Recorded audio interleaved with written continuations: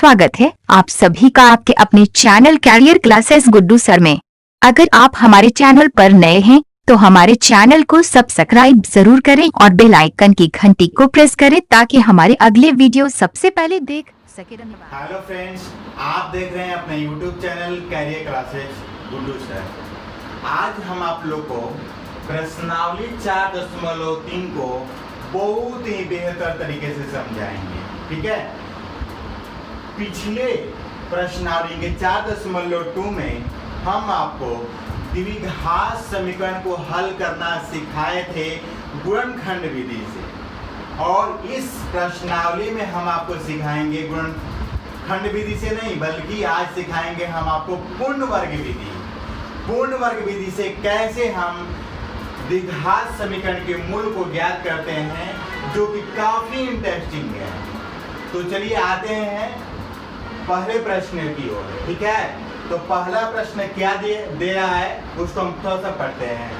तो देखिए क्या लिख रहा है, यदि निम्नलिखित द्विघात समीकरणों के मूलों का अस्तित्व हो तो इन्हें पूर्ण वर्ग बनाने की विधि द्वारा ज्ञात कीजिए।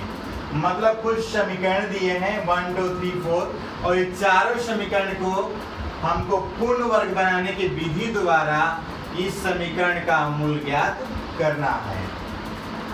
सबसे पहले इसमें कह रहा है कि द्विघात समीकरणों के मूलों का अस्तित्व हो तो पहले जानना होगा आप लोगों को कि मूल का अस्तित्व कब होता है और कब नहीं होता है। तो देखिए हम नोट में यहाँ पे आप लोग को लिख दिए हैं कि मूल का अस्तित्व कब होगा और मूल का अस्तित्व कब नहीं होगा।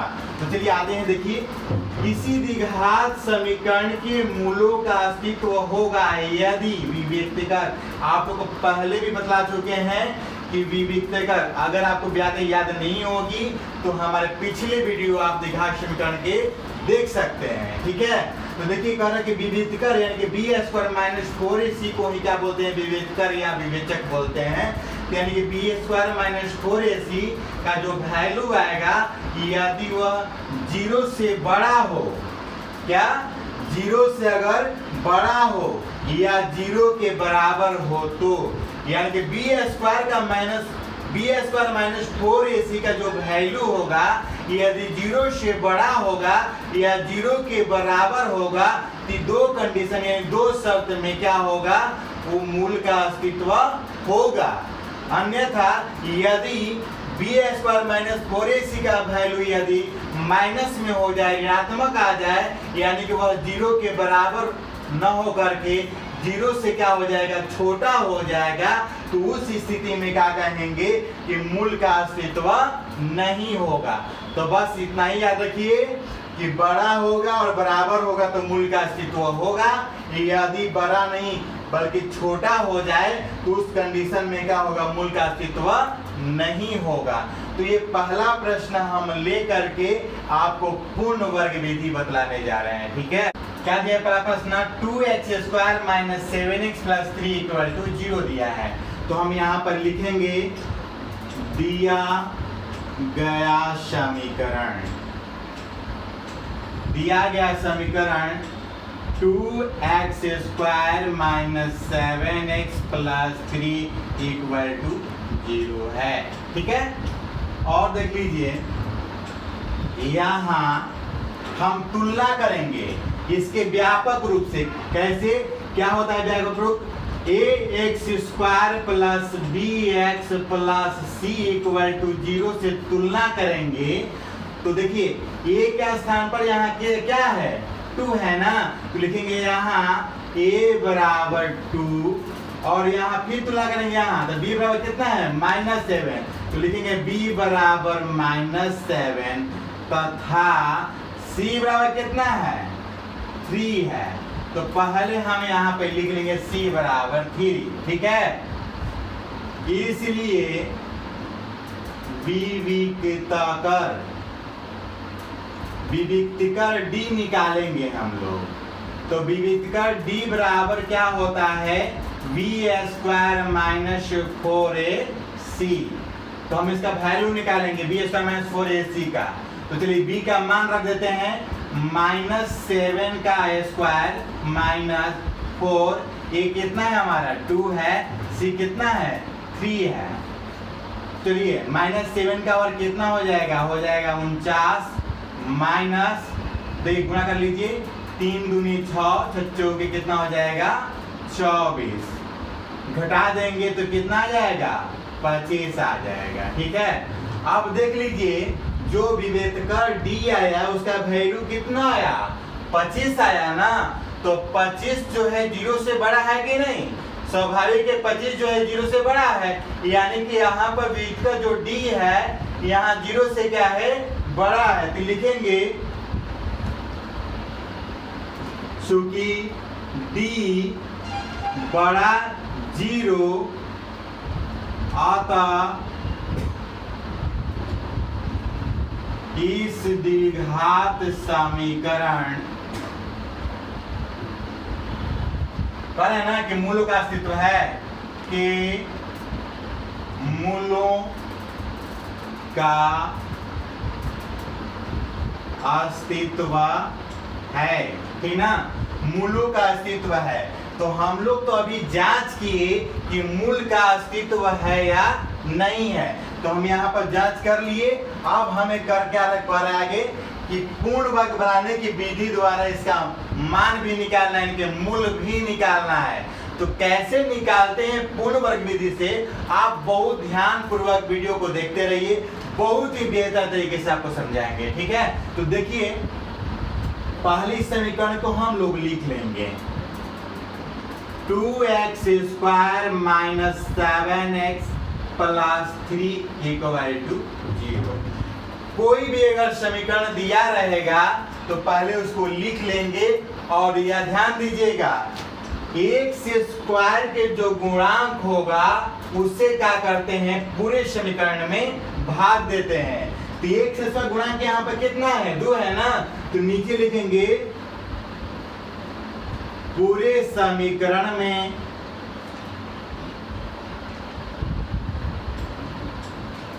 दो से भाग देने पर, ठीक है, तो क्या करेंगे पूरे समीकरण में 2 से भाग देने पर।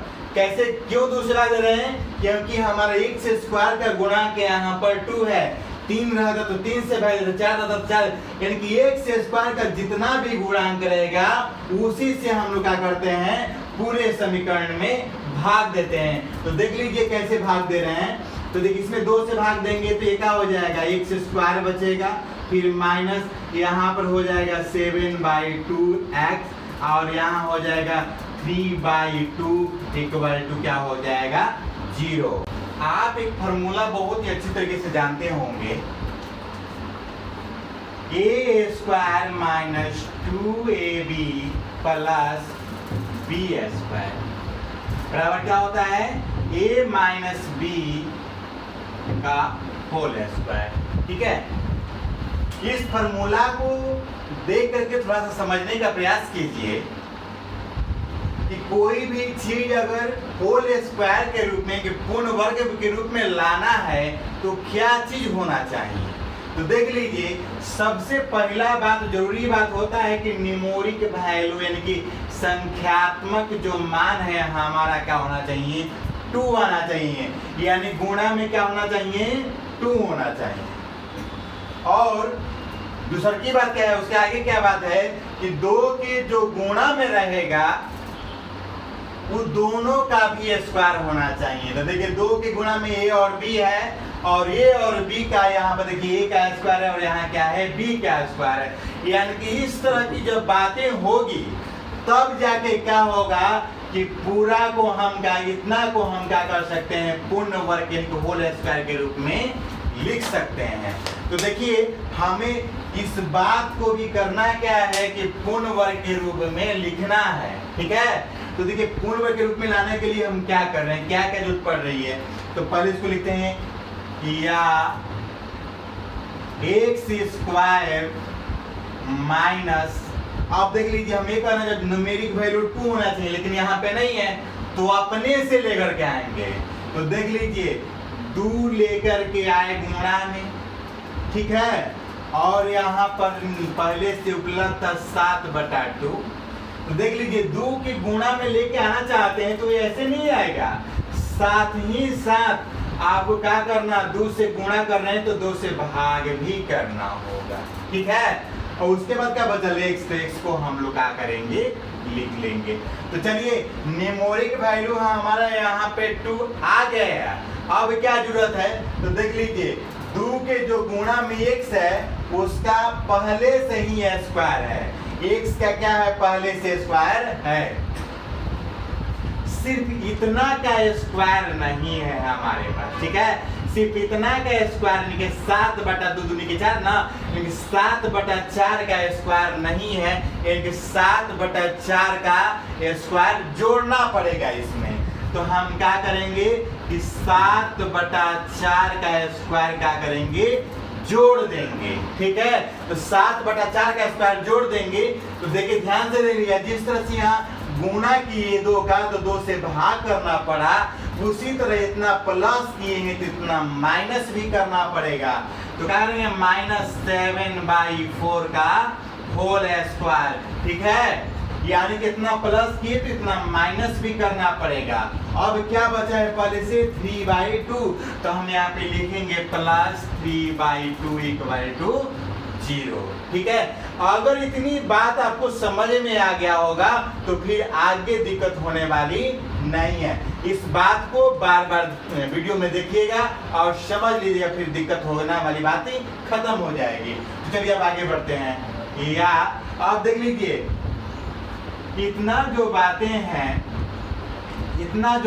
हैं बिल्कुल इस तरह की है, यानी कि इतना बात को हम होल स्क्वायर की तरह लिख सकते हैं।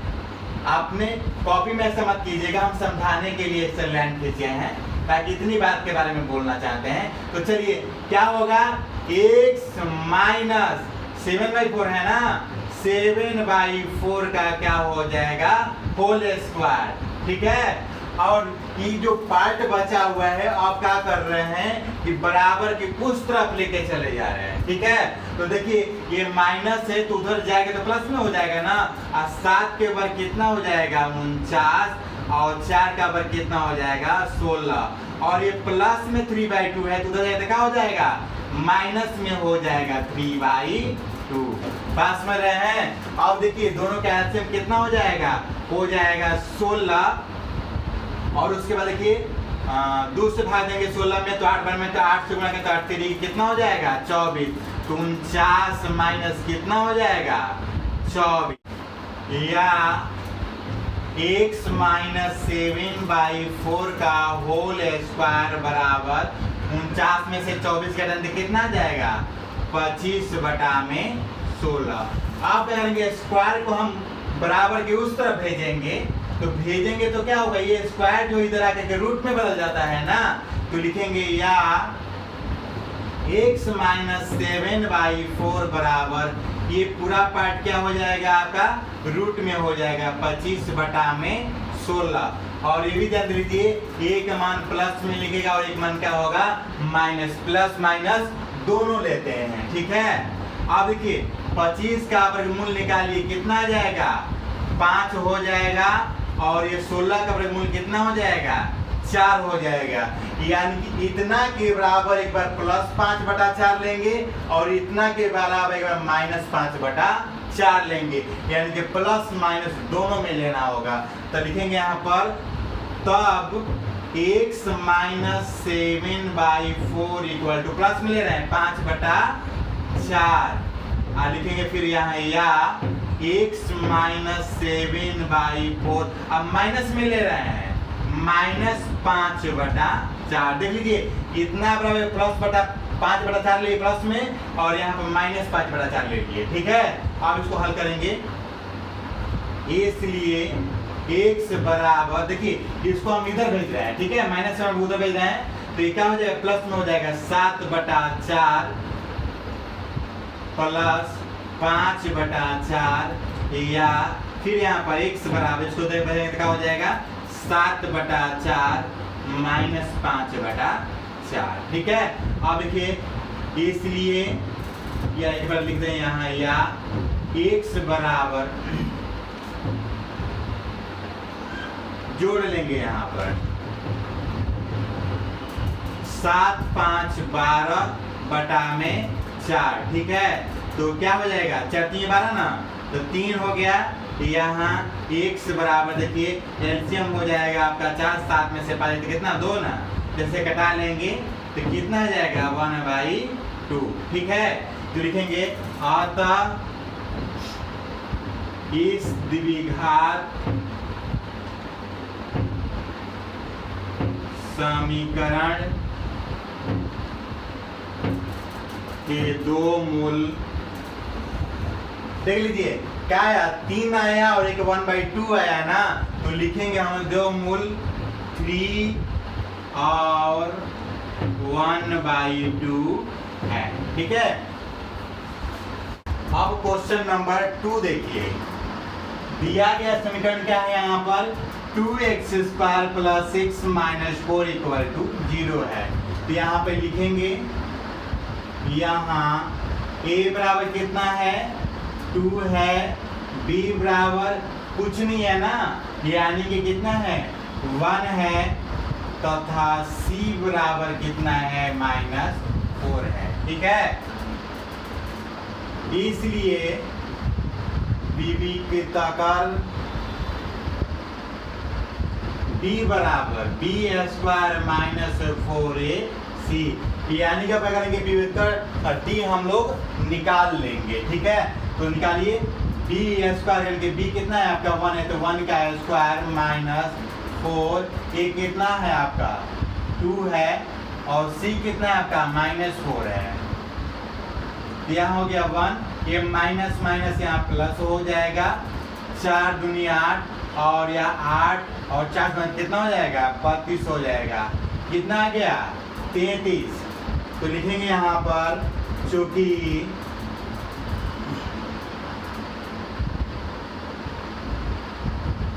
विविक्ताकार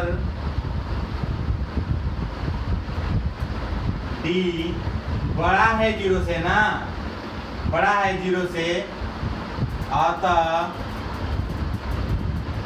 इस द्विघात समीकरण के मूलों का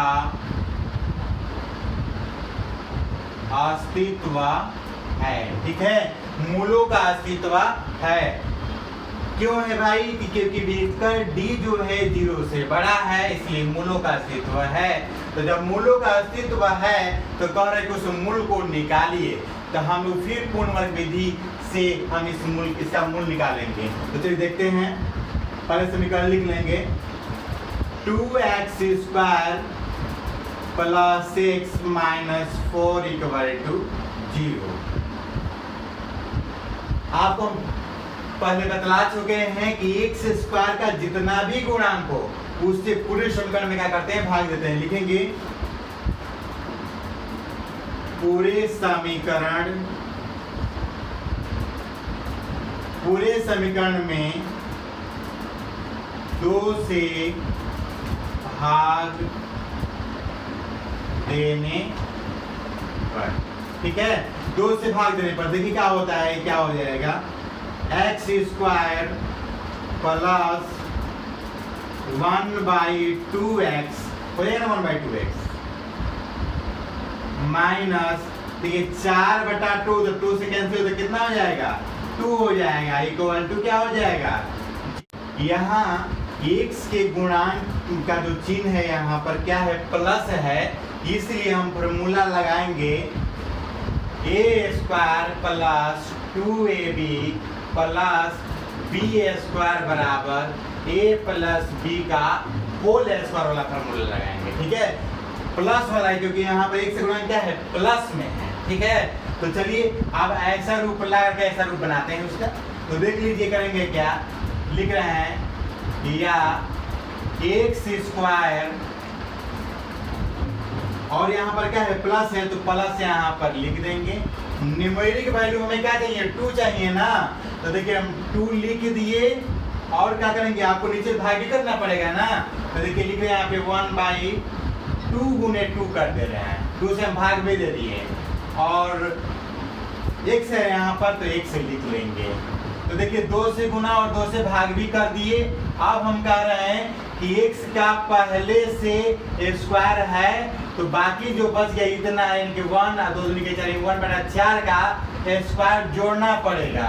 तो लिखेंगे हम लोग प्लस 1/4 का होल स्क्वायर माइनस 1/4 का होल स्क्वायर, प्लस जोड़ देंगे क्या करेंगे, घटा देंगे। और पहले से क्या है -2 है तो उसको हम लिख लेंगे इक्वल टू 0। ठीक है।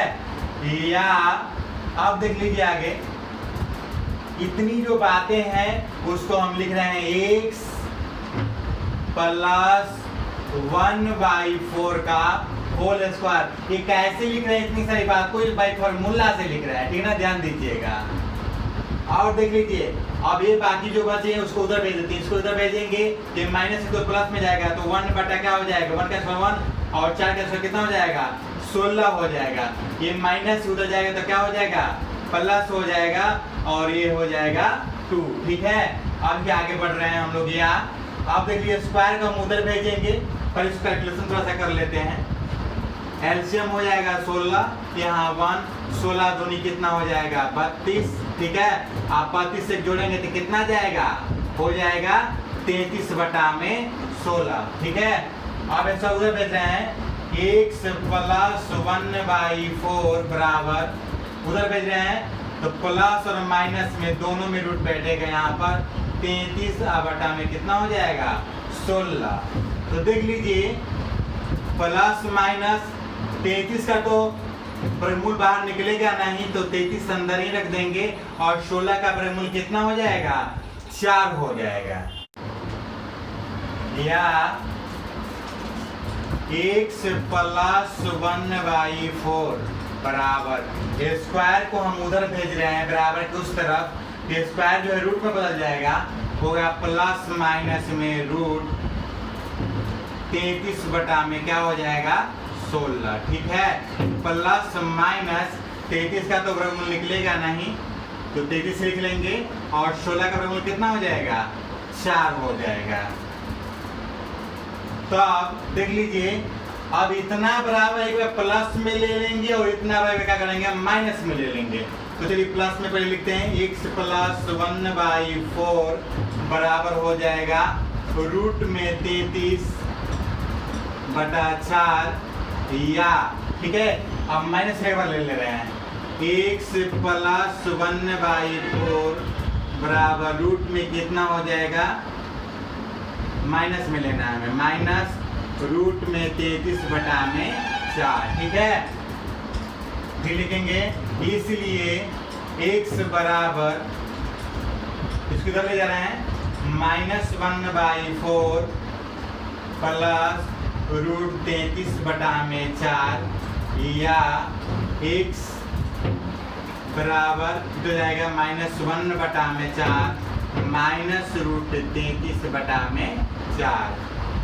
इसलिए x बराबर हो जाएगा 4 का 4 जाएगा कितना हो जाएगा 4 हो जाएगा -1 प्लस रूट 33 या x बराबर 4 एलसीएम हो जाएगा -1 माइनस रूट 33। यही x का वैल्यू निकला एक या और एक या। तो लिखेंगे अतः इस द्विघात समीकरण के दो मूल -1 प्लस रूट 33/4 और -1 माइनस रूट 33/4 है। अब क्वेश्चन नंबर 3 देखिए। यहाँ पर दिया गया समीकरण है 4x² plus 4 root 3x plus 3 equal to 0। तो यहाँ पे लिख लेंगे यहाँ a बराबर 4 b बराबर 4 रूट 3 तथा c बराबर क्या है 3। ठीक है।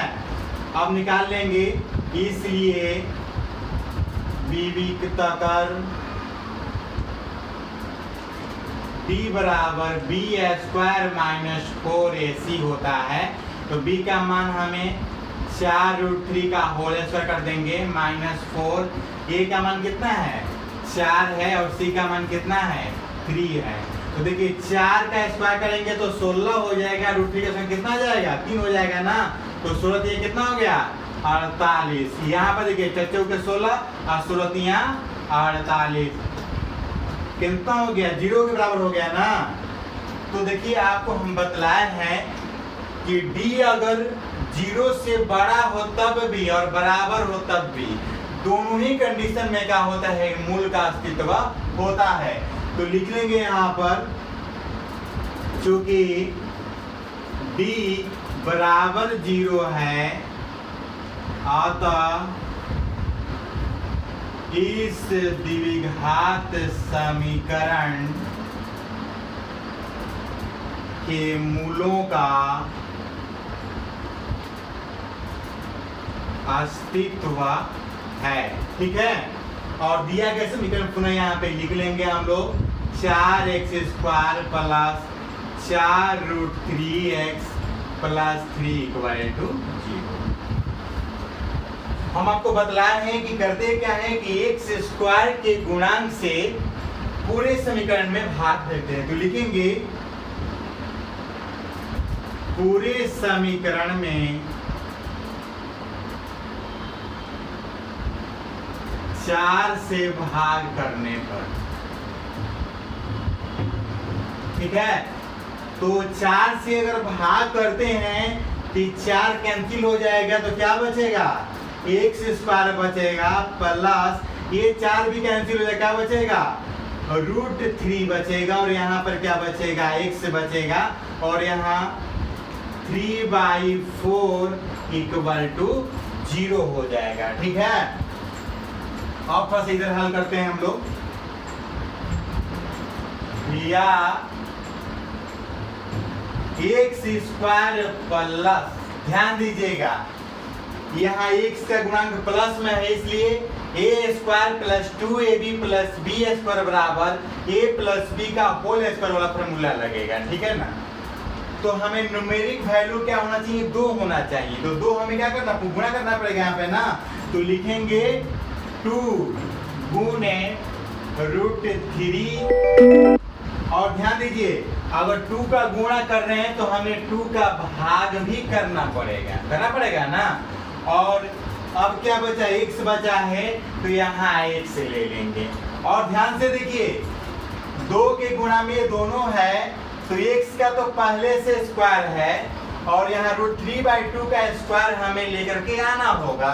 तो हमें क्या लिखेंगे √3/2 का स्क्वायर हम जोड़ देंगे और फिर एक बार √3/2 का स्क्वायर करेंगे, एक बार घटा देंगे। ठीक है, और यहाँ पर प्लस पहले से क्या लिखा है 3/4 लिखा है ना, तो यहाँ लिखेंगे 3/4 = 0। ठीक है, अब आगे ध्यान देखिए या अब इतनी बात को हम फॉर्मूला पे बैठा लेते हैं तो क्या हो जाएगा x प्लस √3/2 होल स्क्वायर हो जाएगा ना इसका बराबर, इसको उधर भेज दिए √3 का स्क्वायर कितना हो जाएगा 3 और 2 का स्क्वायर कितना हो जाएगा 4 और इधर जाएगा तो -3/4 हो जाएगा। तो यहाँ पर हमें क्या मिला इतना का होल स्क्वायर बराबर 0। तो ऐसे कंडीशन में कैसे लिखेंगे तब लिखेंगे तब या एक मिनट रुक जाइए पहले ऐसे लिख लीजिएगा या x प्लस √3/2 होल स्क्वायर है ना। तो हम इसको क्या करेंगे 2 बार लिख लेंगे x प्लस √3/2 = 0। मतलब इस बात को हम ऐसे भी लिख सकते हैं क्योंकि स्क्वायर है ना, तो ऐसे भी लिख सकते हैं। फिर लिखेंगे तब x प्लस √3/2 = 0 या x प्लस √3/2 = 0। इसलिए x बराबर इसको लेंगे क्या हो जाएगा -√3/2 या x बराबर क्या हो जाएगा -√3/2। यानी कि दोनों ही कंडीशन में यानी यहाँ पर क्या हुआ x का दोनों मान क्या हुआ बराबर ही मिल रहा है -√3/2 और फिर यहाँ -√3/2। 2 ही मिल रहा है। ठीक है, तो लिखेंगे अतः